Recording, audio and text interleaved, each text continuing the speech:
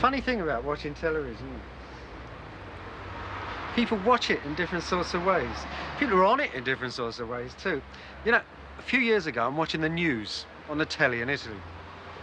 And there's a reporter, and he's standing outside this small church with a microphone because a painting's just been ripped off from inside the church. Somebody's nicked a Titian painting. Now, I'm looking at that television, and I'm thinking, that's sad. That was a great little painting. It was in that church. If they ever get it back, they'll have to go in a museum, and it will be with a dozen other Titians in a row, like a catalogue, like a bloody refugee. It's lost its place in the world. And that's sad. You can't keep paintings in churches anymore. Now, I'm thinking that looking at the telly. Meanwhile, on the film, the camera's moving off the reporter onto a group of the village women. And they're all standing there glaring at the camera. And they look at the camera, and honestly, the tears were rolling down their face. And they looked at the camera and they said, she was our virgin. They've taken our virgin. What have they done? And I suddenly thought, my God, that's a strange attitude. I mean, for me, it's a painting. It's a sad thing. It's a sort of aesthetic thing. This painting's been stolen. That's a great shame, you know. But for these people, that was a painting they've been baptized and buried under for hundreds of years. The beauty in the painting was the beauty of their virgin. Now, the difference between them and me is the difference, you might say, between a profane attitude and a sacred attitude. I have a profane attitude. I'm looking at the Virgin and thinking she's a beautiful painting. They're looking at a beautiful painting and thinking she is the Virgin. Now, that difference in looking and seeing is what's changed the Bible. The story of the Bible over the last 100 years is really how it's gone from being a sacred object to a profane one. How it's gone from having golden covers on it to being a paperback.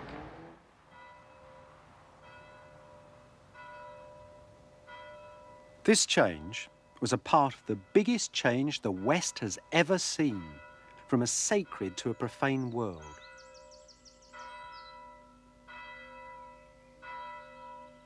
It changed the way that man looked at the universe, the way he looked at God and the order of his society. Like most avalanches, it's difficult to see quite how it started. For me, though, the moment was in the 14th century, on a day in April, when that most gentle man, the poet Petrarch, climbed a mountain in the south of France.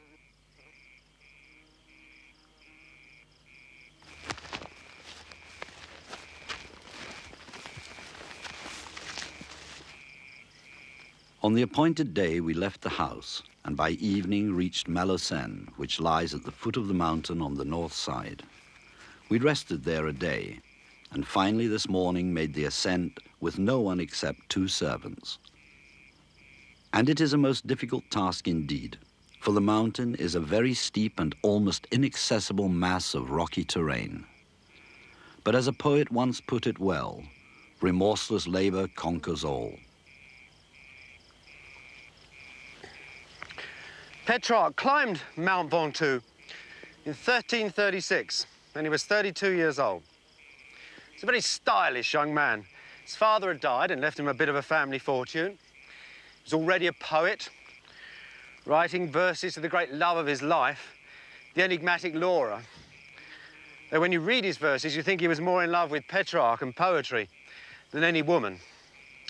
Anyway, he liked good food, banquets, companionship of friends, and the countryside, which he spent most of his life. But when he came up here, certainly he already had the beginnings of the international reputation, really. You could say, in fact, that he was really on the threshold of his own life, his own experience. The world was really at his feet.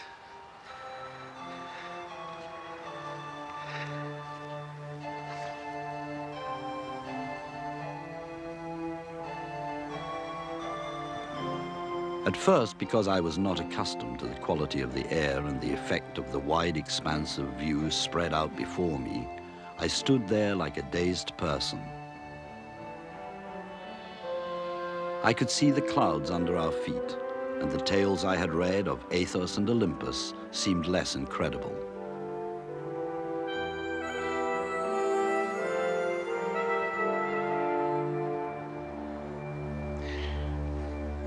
Petrarch says that when he got to the top of Mount Ventoux, he whipped a copy of St. Augustine's Confessions out of his pocket. copy always carried with him everywhere, and read that God was not to be found at the top of mountains, but in men's hearts. Actually, first of all, he talks about its sweet and sonorous words. Consider his journey.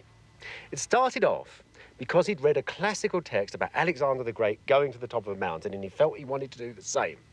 It finished with him rushing back to his little village from where he started and writing a great long letter about this wonderful trip up a mountain. The journey was as revolutionary for Europe as a missionary turning up in an Amazonian tribe would be for the tribe itself. It's funny how books, you think, might have made that. What they've done for him, of course, is removed him from experience, from the ordinary experience of daily life. For most people, after all, mountains were dangerous places. There was nothing up there. The shepherd might come up to look for his lost sheep. A forester might look down to see where he's got more trees to cut. A general might come up here to marshal an army, something like that. That was experience. But Petrarch's imagination and his energy had taken these old texts and projected him up the mountain, and it actually created a new sort of consciousness, a new self-awareness. 500 or 600 years later, of course, that detachment from the real world, which is now built inside of people, creates a large part of what we call the sort of loneliness of modern man. For his own society, over the next few hundred years, Petrarch's new vision of the world was totally revolutionary, both for society and for the Bible.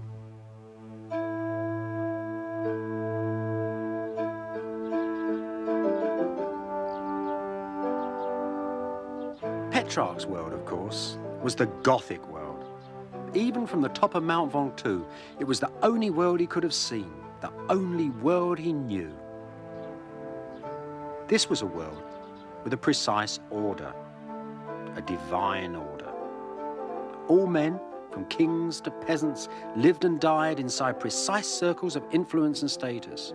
And this was all part of a divine order made by God and established during the 7 days of creation.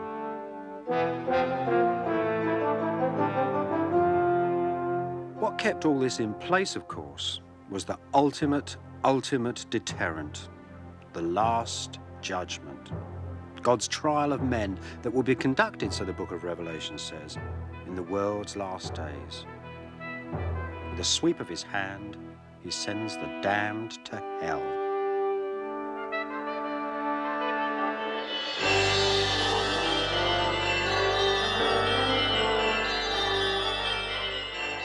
Being good in Gothic society was rather different from being good today. God sent people like wicked priests and princes to hell, not simply because they were sinners, but because their sins muddled and attacked his divine order.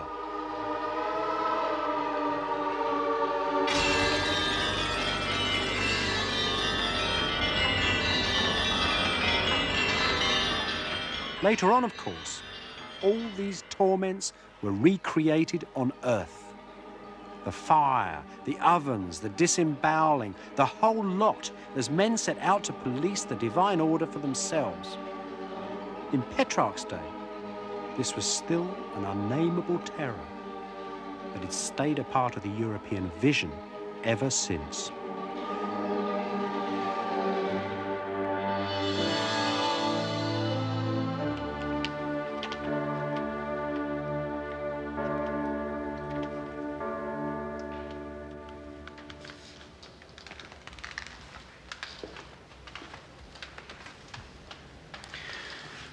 Petrarch's place in his divine order, in the circles of influence in the medieval world, was that of poet and of scholar. Above all, he loved books. He called his library, which was the first private library in Europe, his daughter. He wanted to give it to one Italian town intact when he died for the people of the town. It would have been the first public library in Europe. Unfortunately, the books were sold off one by one. Now they're all over the world. The Vatican has just these 2 of them. When you open them, you still get a bit of gust of the man himself. See the beautiful, neat columns of a professional scribe. Down the side, you see, as a professional, every column, every paragraph is nicely titled in that dull red. And there, look, in between the dull red, that crabby little scholarly, amateur almost, handwriting, was the hand of Petrarch himself. There he is. He's still up there, looking at the prose, looking down on the world, thinking, I wonder if that is right, I wonder if that is wrong. I'll make a note about that. That's a new way of looking at books. Now, the other manuscript, that is yet more amazing. It's a very fine example of medieval bookmaking. Exquisite collection of ancient texts. You'll feel the sacredness in the words. That sacredness that really Petrarch was about to attack. You see, he spent most of his life going around monasteries in France and Germany and Italy, looking at medieval manuscripts, trying to track down the classical world because nobody read this stuff anymore. Petrarch was really the first man to examine classical writing in hundreds and hundreds of years. Now, it wasn't just that easy. You didn't just read it. These texts are often written by fairly bored scribes, and sometimes they're a bit wrong, they're garbled, the scribe goes off on a tangent or whatever. But Petrarch's job, he thought, was to sit down and try and retrieve the original text. And here he is working out exactly what the Roman Cicero said. Now, he didn't stop there. When he got the original text, he then tried to find out what the Roman Cicero had been like. And then he sat down and wrote an article on Cicero the man. That was a really marvellous thing. He felt friendly with the past. He says one day when a book fell off a shelf in his library and hit his foot, he wondered why his friend Homer, was the title of the book, was angry with him. He knew these old people.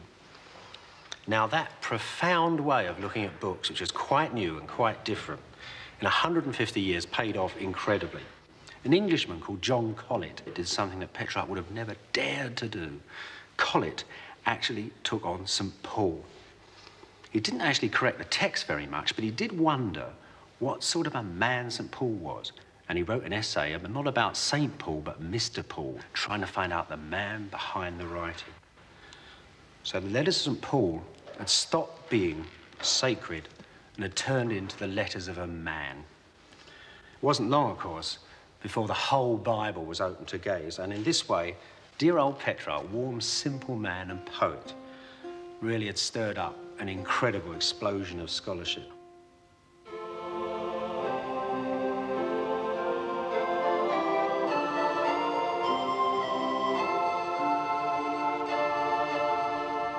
For a very long time, few people realized that Petrarch's innocent new vision of the world was anything but a liberation, a rebirth, a renaissance. Mankind, it was said, had regained its ancient heritage, lost its terror of the dark. Only a few wise men saw that the brave new world that they were making would also be a cold and lonely place. The Christendom, which had given men their order and their dignity, would be utterly destroyed.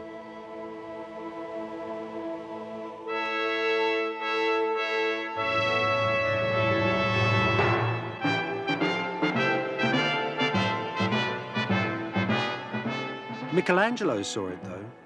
His version of a Last Judgment has the same order, even the same poses as the medieval one. But his God is naked.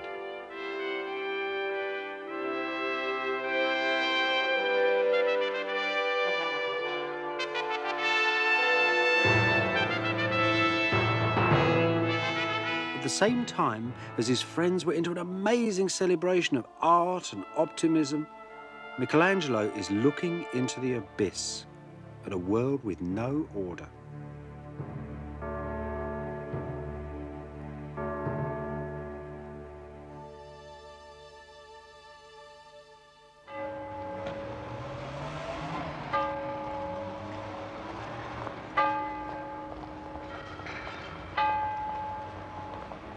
North of the Alps, the brave new world, the new spirit of the Renaissance, was joined to a new nationalism. The princes of cities like Wittenberg in German Saxony now resented the power of the popes in Rome, and they protested against the unquestioned order of the Holy Roman Emperors. Their churches had become a spearhead of a bid for independence. The building that dominates Wittenberg's town square isn't a church, however. It's that great white elephant over there, the town hall. It's amazing to think that that Gothic monster was being built at exactly the same time as St. Peter's in Rome. But don't think that this lot here are backward. This was a very up-and-coming place. That's an enormous town hall for such a small town as Wittenberg. It shows the wealth that was taking place here.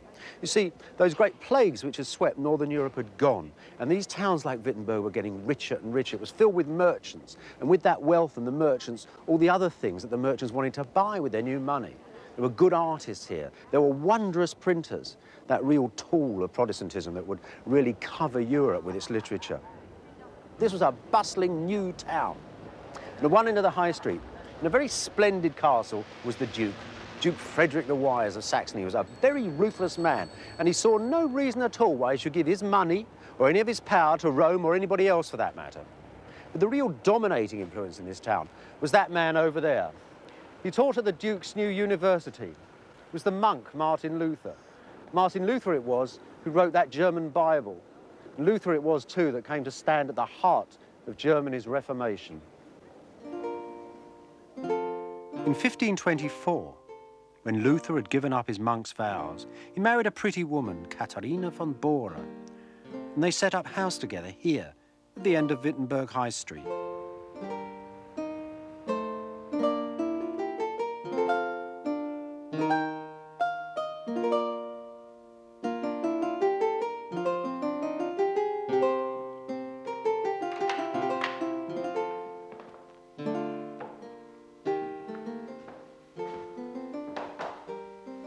This is Martin Luther's front room.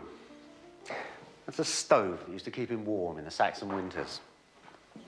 Like the priest of St. Mary's, he'd married a nun, and they set up their house here, which is in the old Augustinian monastery. All the monks had run away. They brought their family up here, and it was a great laughing family, apparently. Luther loved his wife. He was a great friend of the students, too. He used to go down the beer halls. He was a great boozer, a lovely singer. He used to play lots of musical instruments, a great character. But underneath all that, Luther was a pessimist. And it was that pessimism that actually allowed him that flash of inspiration, which was the centre of his Protestantism. Luther, you see, at heart, felt the world was a wicked place. When he'd been a monk, he could see no goodness in it. He said he felt crushed by the Ten Commandments. It was impossible for man ever to be blessed. Remember that terrible image of Christ, the judge? I mean, it goes from medieval times right through to Michelangelo, and there's Christ sitting there on his throne. At the Last Judgment, there's all the people of the world coming through, and he's slicing them in his hand, and the good go one way and the bad go the other. Well, to Luther, there was only badness in the world. There was no goodness. There was nothing to be redeemed. It's a terrible state to be in. What he did, of course, was to go back to the Bible. And he went back to the Bible as a man of the Renaissance. He went back to the Bible as somebody who would read its words to try and fathom their meaning, not just as they're purred out in church every Sunday. So he started looking at those passages which dealt with sin and how you could be redeemed. And he went to the letter of St. Paul to the Romans. The first 3 chapters of that talk about how inevitable it is that man sins. And then there's a line in that which immediately caught Luther's eye. Everybody knew it. It said man was redeemed by grace. That, of course, was the grace of God. And everybody had always taken that to be the grace was when God's hand came down to divide the wicked and the good. That the grace was in the good. That grace was in the good part. God let them live. But Luther saw that a bit differently. He said, supposing that grace isn't an active gesture of God, suppose it's something passive which God has given the whole human race. God has given the human race the potential for belief. That's God's grace in giving that potential. If you believed, you were saved. It was Luther's last hope. It was his straw at which he clutched for his whole life. It was the centre of Protestantism. At that moment, he said, when he realised it, because it happened in a flash in 1515, at that moment he said, I felt reborn as if I'd entered the gates of paradise.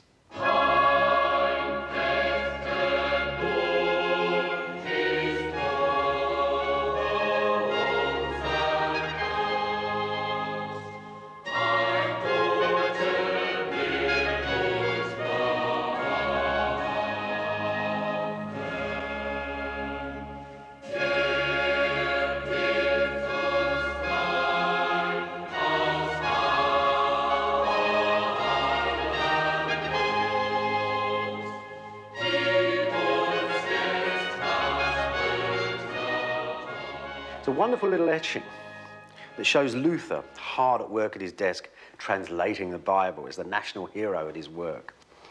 But why translate the Bible at all? Well, I think that's fairly obvious, actually. Look, Luther's whole inspiration came out of that new understanding of a few words of a letter of St. Paul. And it was as if the Bible had now taken the place of the church, the Roman church, which no longer could satisfy him. So it was necessary, of course, to make a new translation of the Bible. Not just one into a new language, German, but one which actually embodied the new insights of Luther. This isn't just translating. This is a new look, a new interpretation, if you like, of the Bible's words. It's amazing. He did it when he was on the run. He did it when he was on the run from Wittenberg because he didn't think that the counts could protect him. And here's these books that came out in hundreds of thousands in his lifetime, because as Luther scurried around writing bits of the Bible, very worried, sometimes worried about whether he was going to be caught, sometimes, after all, he was a Catholic himself, worried about whether he was doing the right thing, whether the devil was leading him or God. But nonetheless, the Dukes of Wittenberg, Frederick the Wise, backed him, and the printers here published this stuff in cartloads. They not only published Luther's Bibles, they published hundreds and thousands of these pamphlets, letters of Luther, sermons of Luther, justifications of Luther. In these books, you could say that Germany is defined.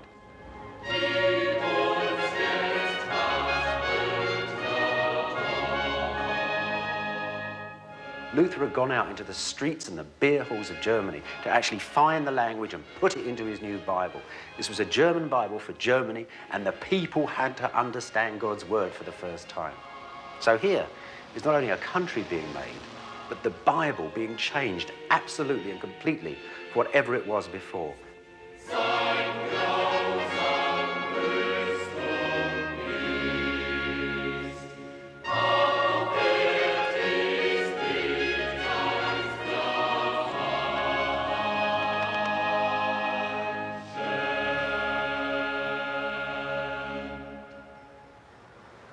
In Luther's day, even ideas about the very grace of God had direct political consequences down in a castle. You might think that innocent, quiet ideas about the salvation of Martin Luther's soul were a pretty personal affair. But in Europe, in those days, when God and the Bible were at the heart of things, it was a completely political statement. Look, I'll show you what I mean. Here I am in the Duke's castle. Over there is the church where Luther nailed his protests about Catholicism to the door. Luther was especially worried about the papal idea of being able to sell remission from sin. It was a corrupt practice. It had been going on for hundreds of years. Everybody knew it was bad. It scandalized Luther because as a religious man, it promised salvation by money. Luther knew it wouldn't work. Now, the Duke would see all these notices that went on his castle straight away, and he knew this notice was heretical. Now, he'd been put here by God's grace and by the Pope's say-so. So any notice that went up on his church over there, which was heretical, put him in a fix. Either he burnt the guy that did it or told him not to do it, or he sided with the guy against the Pope. And that's what the German did. That's what the German princes did. They didn't like the Pope much either. They wanted political freedom. And Martin Luther's ideas about salvation appealed to them, and they could work together. And of course, here in Wittenberg, you've got this amazing propaganda machine where the pictures of Luther poured out, the national hero. Printing became a big thing. That was all well and fine. Luther was used here as a political agent of the princes. But it's a knife-edge act, isn't it? Luther actually had to write pamphlets against the peasants, confirming these dukes in their palaces and all the rest of it. He actually had to take the place of the Pope in that extent. In other places, of course, Protestants didn't do nearly as well. Most of them were burnt and hounded. The states were Catholic and they wouldn't become Protestant. In Paris, a bookseller who'd had the Bible translated into French was actually burnt at the stake with his own Bibles used as the fire to kill him. That was the fate of most Protestants. Luther was incredibly lucky. He and his friends all died in their beds, thanks to the Dukes of Wittenberg.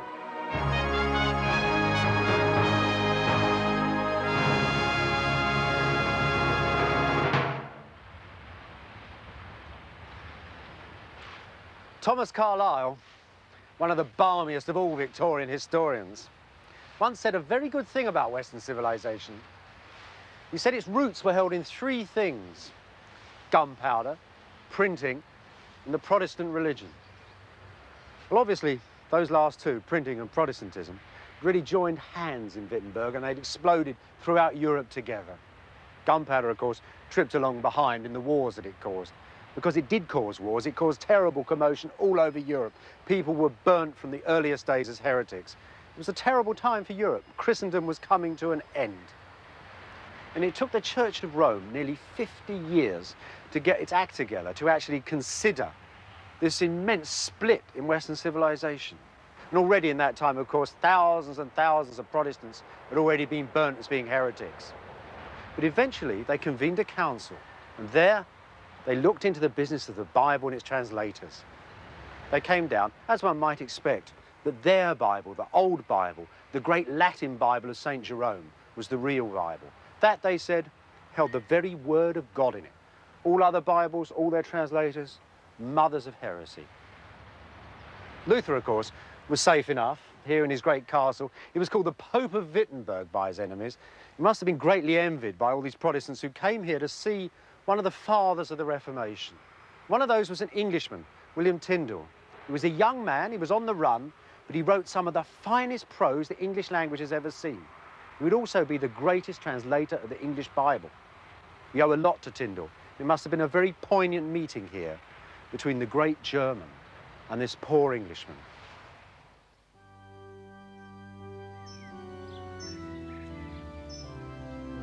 Which of you, though he taketh thought therefore, could put 1 cubit unto his stature? And why care ye then for raiment? Consider the lilies of the field, how they grow. They labor not, neither spin. And yet for all that, I say unto you that even Solomon in all his royalty was not arrayed like unto one of these. Wherefore, if God so clothe the grass which is today in the field, tomorrow it shall be cast in the furnace. Those words are Tyndale's. And they go from Tyndale's Bible straight into the King James Bible. And that, you might say, is one of the foundations of modern England, certainly the modern English language. And that, of course, is why Tyndale, the man, is so important. It's not just that the words of Jesus Christ that you know in English, the Tyndale's words, now that's amazing in itself. It's more than that. It's the tone of this book he made. Its oddness, its grandeur, its rhythm. He somehow managed to capture something of England, something of its very Englishness. Perhaps he even made some of it himself, who knows? And yet this man who did so much for England is actually a very odd Englishman. He lived abroad, he spoke foreign languages most of his life, this man, this writer of perfect prose. He was always on the run, he was a passionate preacher. He liked Martin Luther. Very few people like Martin Luther in England. They really didn't like him at all. Tyndale followed Martin Luther. So this great Englishman, he's rather an odd Englishman. But that's where the story of the King James Bible begins. In 1525, Tyndale was on the run, carrying the first printed sheets of his Bible, the first Bible in English, from one German city to another. 10 years later, he had been betrayed, and after a year in prison at Brussels, he was executed. The last thing Tyndale asked for from his prison was a Hebrew grammar to help him with a new translation of the Old Testament. He was now so famous that the executioners allowed him the dignity of being strangled before they burned him. "Lord, open the King of England's eyes," he's supposed to have said as he was being killed. For in England, though there was a great demand for a Bible in English, King Henry VIII would not allow them in his churches. Henry, whose coins were the first to announce that British monarchs are all defenders of the faith, saw very little reason to support the Protestants. They seemed to be questioning the divine right, the God-given right of kings to rule their subjects. Here's one of poor Tyndale's Bibles. Very small, very suitable for smuggling. Printed in Antwerp, this one, brought into England. The New Testament, diligently corrected and compared with the Greek by William Tyndale. had an extraordinary history, this book. It actually caused the British government to pass new laws against customs and excise. These were brought in all sorts of devious and diverse ways. Some were actually burnt at St. Paul's in London. I don't think it was exactly the prose style they didn't like. I think it was the things he called the profitable annotations, those little remarks and explanations that were so heavily influenced by Luther. Because Luther, of course, his works were also being burnt at exactly that same time in England. And then, of course, he translated some words in a way which seemed to sort of level everybody. Priests became seniors. Kings somehow weren't so mighty in Tyndall's eyes, and that didn't please the authorities either. The next part of the English Bible story is really an extraordinary development. It's this great book, Cranmer's Bible, the Bible in English. Henry VIII, who had seen Tyndall being burnt abroad and had done very little to stop it, just 2 years after his death, saw this magnificent book put into all the churches of England. And this is basically Tyndall's Bible. It's part, really, of that incredibly complicated and bloody history of the Reformation, as Henry VIII slowly leaves the Catholic Church and forms the Church of England. Now, the problem here is that the Catholic Church, the Catholic world, gave the king an incredible quantity of sacredness. And somehow in this new Protestant world, Henry had to retain that. And one of the ways they chose was using the Bible. So here's the king, Henry VIII himself, doing a sort of delicate balancing act, and he's got his hands on the Word of God. 2 Bibles there.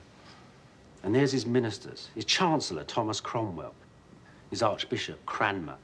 And he's handing them their Bibles, and they're passing them down to the common people right at the bottom, and they're all screaming out, "God save the king!" Or some of them are shouting out, "Vivat Rex," the slightly more educated ones, I suppose.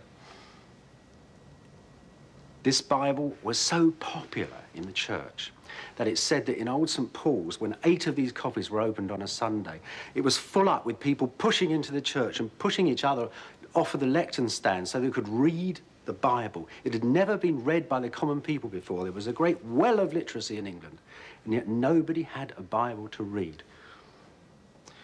But all that lovely investigation of the Bible had to stop. Protestant Henry died, and his Catholic daughter Mary came to the throne, and she started to persecute the Protestants. When Mary died, Elizabeth came to the throne, and she started to persecute the Catholics. Exiles went abroad, just like Tyndale, and both of those groups of exiles produced their Bibles.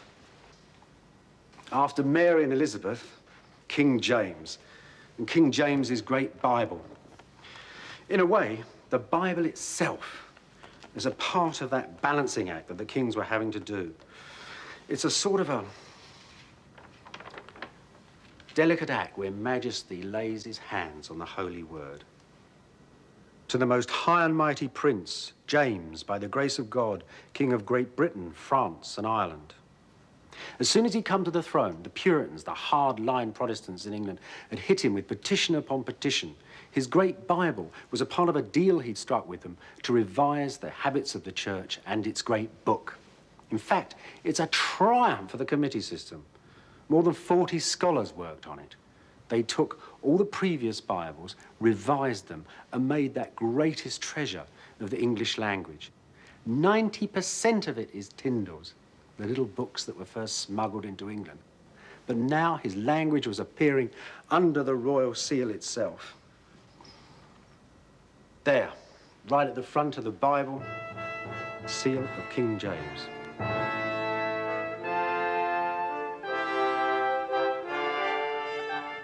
The kings themselves, however, didn't do quite so well.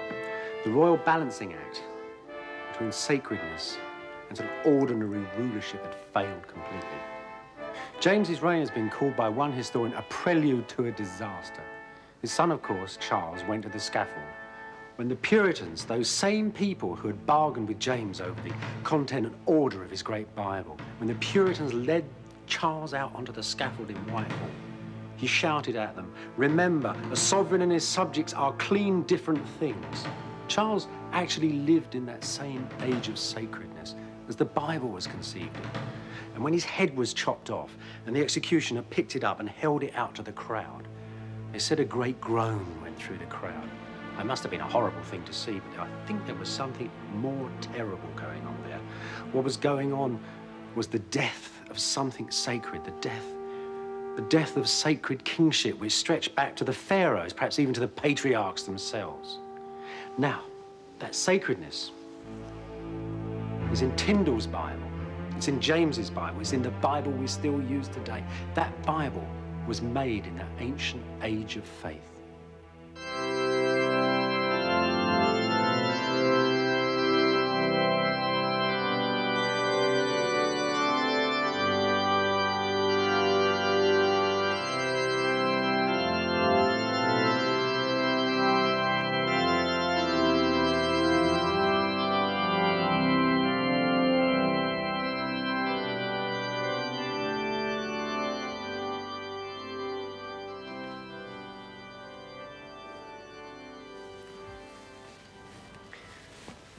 You know, if Petrarch had gone to sleep on top of his mountain for 500 years, like Rip Van Winkle or something, then woken up and come down here, I don't think he'd feel that much out of place after all. Looks like a Gothic cloister, doesn't it? But this isn't 1270 in the south of France. This is 1870 Oxford. And we know better than Petrarch, don't we? Because when we look at buildings like this, we don't think they're Gothic cloisters. We think, what's this then? Is it a swimming bath, a wimpy bar, a theatre, a railway station? What the hell is it? Well, actually, this one is a museum. So that means that all the little rooms off of these cloisters where the monks would have prayed for the soul of the world for 8 hours a day are actually filled up with professors. Professors of the natural sciences who are ordering, regulating the world. They're doing just the same job as the monks did in some sort of a way, is that's giving the rest of us mortals an idea of our place in the world, of our place in society. Which is, after all, what the monks were trying to do, which was to create a human society that was at one in the universe with its God. But these guys, of course, they're not very good at organising a whole cosmos from archangels to peasants. They only do birds and bees these days. This is a rather lonely universe. Petrarch's vision, if you think about it, was a very wide, clear vision, but it was a very lonely one. We've lost the God. Sacredness is somehow dissolved. And perhaps that's why these Gothic cloisters have got such a terrible air of desperation in them. It's a grasping by the architects and the people who use these places for something of that old, firm order of society. In doing it, of course, what they conjure up is a sort of churchy atmosphere. And that's what they've made themselves. They made themselves a church of science.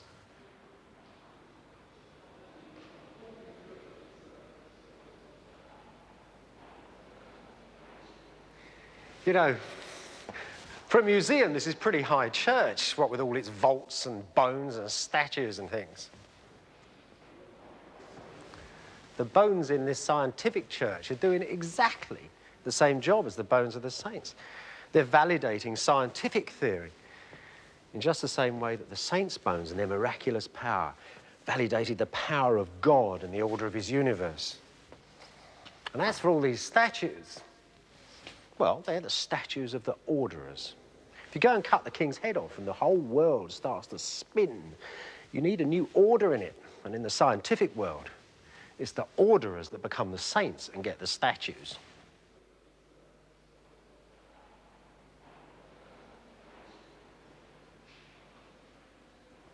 Here at the Oxford Museum, the patron saint is Charles Darwin.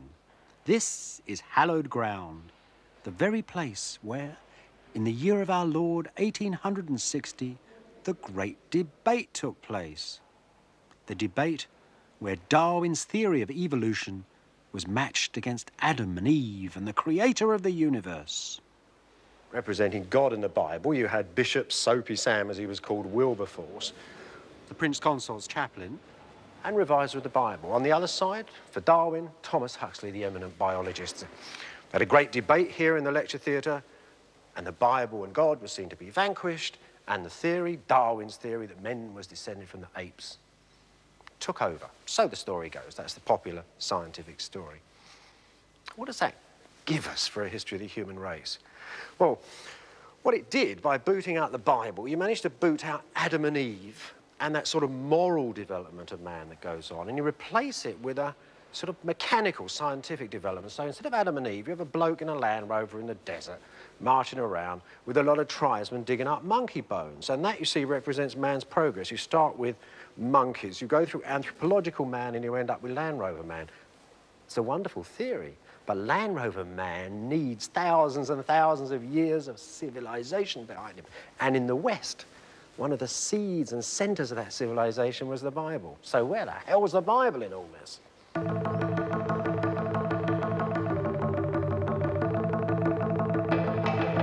Where else, of course, but in the anthropological department, in the gallery that holds the works of man. Here, you really get the feeling that the splendid Oxford Museum is not so much a tour of the universe, but a trip around the Victorian brain.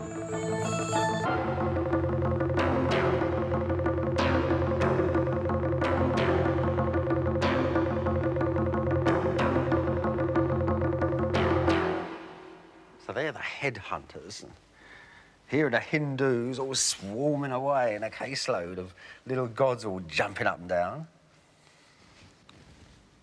Well, somewhere here's Christianity, I suppose. But everything's amazing. I mean, it's this wonderful Victorian jumble. They've sent people out all over the earth, and they sort of emptied its pockets, and there's all this wonderful skulls and bits of ancient Egypt in it. Actually, these bits of ancient Egypt are rather good bits. Dug up by Flinders Petrie, who was working in Egypt from about 1880. Now, he was really the founder of Middle Eastern archaeology, and he worked in Palestine in the 1880s too. He was slicing through mounds, using the different layers of the cities as a time chart. So he was actually able to work out the different ages of the cities in the mound, and work out too where ancient Israel was in that mound. And just a few years before Petrie had got there, an American vicar had ridden right through Palestine over 3 years of work, looking at the rivers and the mountains, asking the people what the old names were. And he'd actually resurrected all the geography of the Bible too. It's part of this enormous Victorian energy and interest in the world. Primitive records and development in writing. So here it all is for the inquiring mind. Burma, China, India, and the ancient world, the ancient Near East. Hieroglyphics from Egypt, cuneiform from ancient Mesopotamia, and little wax writing tablets from the same villages that the oldest fragments of the Gospels have been found in. You know, in the 19th century, all of this, everything in this case, was deciphered. All the different languages of the ancient world, the whole thoughts, all the thoughts of ancient man were suddenly given to the modern world. And my God, that was the Bible world, and they found the Bible stories in it. It said that Gladstone actually adjourned the English Parliament so that he could go and hear a lecture by a Syrian Smith of the British Museum, who just deciphered one of these tablets. On it was the story of the flood. Lots of people were beginning to realize that the Bible anciently had swum in a great sea of sacredness, of myth, of story.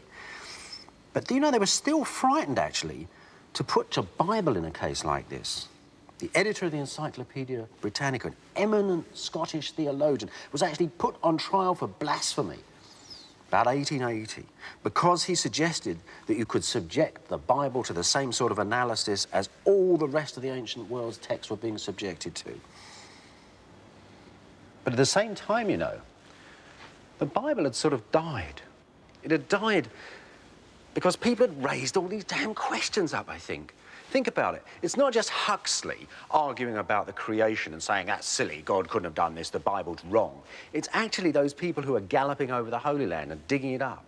Because the truth in the Bible has moved from a moral truth and a social truth into the idea that you actually had to go to Palestine and dig something up to prove it. That's how the Bible, I think, was finally killed. And as for the general public, it was swamped. You know, there's this story, there's that story, there's disbelief. One professor says this, one professor says the other. The whole thing sort of dissolved before your eyes.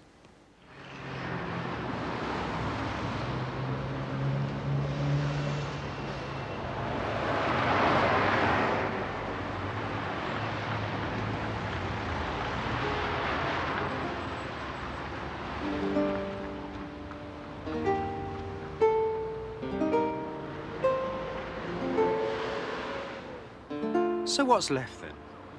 That ancient, sacred, royal Bible has become a book in modern English, a book of moral parables. But a book whose ancient stories still have the power to move us.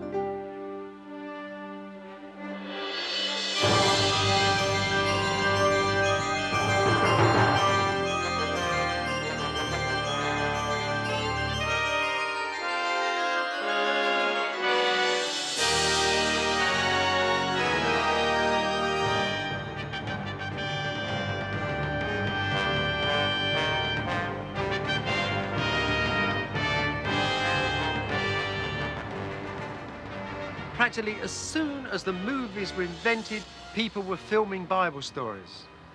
So as soon as the television started up, the Bible movies flooded onto the telly. I suppose more people have seen the Bible stories on the box than have ever read them in the book. But the book's not done badly either, in the great, amazing media explosion. In the 1880s, a new sort of printing was developed on very, very fine paper. At that time, they could make an entire Bible for a penny a copy. It was an instant worldwide bestseller and has been ever since. Now, what that's done for the little book is it has really, truly put it into everybody's hands who wants a copy in the whole world. Tyndall's dream, when he went to the stake, of everybody in the world owning a Bible is now true. Now, that means that you can have the Word of God, if you so want and so believe, in your hand. You can actually open it up and read the Word of God and understand it, and you're at home. Or, alternatively, you can sit and watch your telly and watch a preacher who has no congregation other than something the other side of the television glass, standing with the old book in his hand, telling you what to believe, and you can then look him up. It's a new sort of religion. It's not the old religion. It's not part of Petrarch's world. When he looked down, he saw a world where people naturally felt sacredness underlying the very earth as well as the book.